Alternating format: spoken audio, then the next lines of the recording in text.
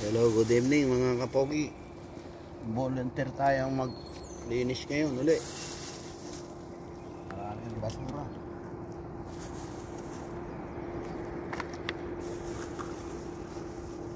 Kasi nga kailangan lagi malinis.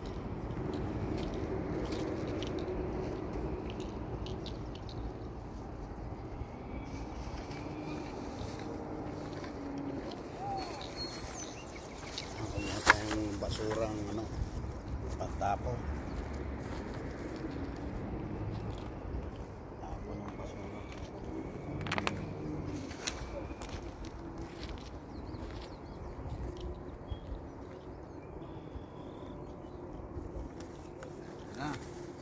Dami ko na po ang basura. Ayos ito mga kapogi. Ano ang basura na kuha ko?